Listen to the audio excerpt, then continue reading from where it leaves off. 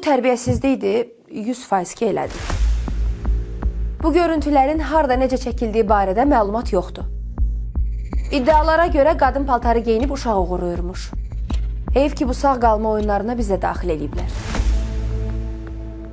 Bugün danışmağa həddən artıq çox xəbərimiz var. Xəbərlərin bir-biri ilə əlaqəsi olmasa da onları birlikdə bu verilişə yerləşdirmişəm. Gördüyünüz kimi havalar isinir, təbiət oyanır. Mən isə yazın gəlişini günəşin istisi ilə ya da ki təqvimə baxıb bilmirəm. Küçədə xüsusi sort insanların davranışlarından başa düşürəm ki, deməli yaz gəlir. Ayağını pəncərədən çıxardıb maşın sürən adam gördünsə, bilin ki, Azərbaycanda havalar isinib. Bütün dünya düzəni dəyişəcək, amma bu adamlar dəyişməyəcək. Bu tərbiyəsizlikdir, 100% ki elədi. Ondan əlavə həm də bu çox təhlükəlidir. Bir qəza anı olsa bu adam necə reaksiya verəcək? Allah göstərməsin. Tutaq ki, o qəza oldu. Onda nə olacaq? O ayaq bədəndən ayrı şəkildə yolun ortasında tapılacaq. İstəyə görə eləyirsinizsə, bu dəqiqə ən ucuz maşında da kondisioner var. Bunu eləməyin heç bir ağıllı səbəbi ola bilməz. Küçələri təhlükəli sağ qalma oyununa çevirmisiniz. Suraxanda baş vermiş qəzaya baxın. 197 nömrəli avtobus kiminsə həyətinə girmək istəyirmiş. Hə, yanından yavaş-yavaş keçən maşınlar da həmişə kimi ordadır. Doğrudan da bu ölkədə bir çox istiqamətdə sağ qalma yarışı gedir deyəsən. Bu avtobuslar həm də elə böyük bir sürətlə getmirlər. Bu qəzalar necə olur?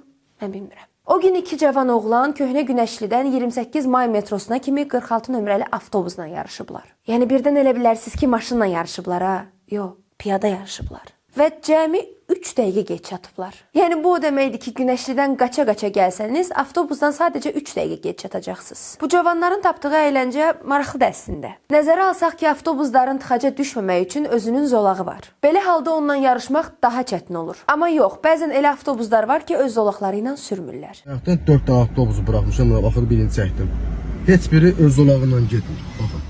Bax, biz onun zolağına girsək 100 manat cərmələnirik. O bizim zolağımıza girəndə nə olur bəs? Bax, belə cavabsız suallarla ömrümüz su kimi axıb gedir. Sizə başqa cavablaya bilməyəcəyiniz bir hadisə göstərim. Deməli, bir adam evinə LG bilib paltaryan alıb. Amma baxın görün əslində nəymiş. Bunu niyə eləyirsiniz? Haçana kimi saxtakarlıqla pul qazanacaqsınız. O gün bir vətəndaş kalbasa alıb, kalbasanın içindən dəmir çıxıb. Bax, o dəmir kiminsə boğazına getsə, o məsuliyyəti kim daşıyacaq? Bu paltaryan deyil, sən cərimə ödəyib çıxasan vəziyyətdən. Bəlkə o kalbasanın əti də naməlum heyvan ətindəndir. İstehsalında belə nöqsan eləyəndən hər şey gözləmək olar. O dəmiri yeyib həkimə düşmək də qorxulu deyə. Gündəlik o qədər həkim səhvi ilə bağlı məlumat görürük, adamın gözü qorxur. Qabağıma bayaq elə bu tip bir xəbər çıxıb. Burun əməliyyatı eləyən həkim köçürəcəyi qığırdağı antisanitar bir şəraitdə əzir. Vallahi bu cəmaət yazıq deyə. Çox şey istəmirik ki biz sizdən. Sadəcə işinizi məsuliyyətlə görün. Yaxşı həkimlərin də adını batırırsınız belə. Onsuz o qədər problemimiz olur. Tək ümidimiz sağalmağa həkimlərdir. Onlar da belə olanda adamın olan qalan həyat eşqi ölür. İndi sizə həyat eşqinizi öldürəcək başqa bir xəbər deyəcəm. Deməli bir kişi boşanmaq istəyən həyat yoldaşının qulağını kəsib cibinə qoyub. Əvvəl kişilər bunu torpağına hücum eləyən düşməninə eləyərdi. İndi dövr necə dəyişibsə,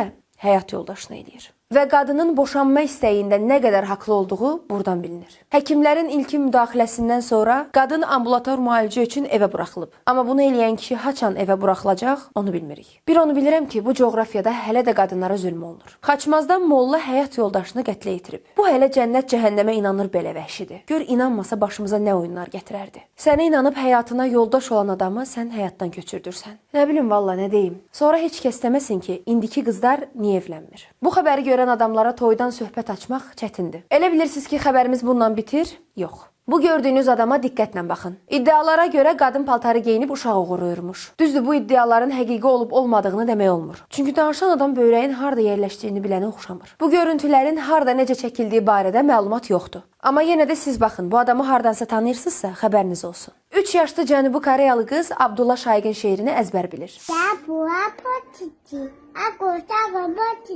Abdullah Şaiqin kim olduğunu bilməyən adamlar da ayağını maşından çölə çıxardıb özünü qəhrəman zənn eləyir. Qalmışıq qulaq kəsən, maşın sürə bilməyən adamların əlində. Onlar harda qırılar deyib yaşayır. Heyf ki, bu sağ qalma oyunlarına biz də daxil eləyiblər.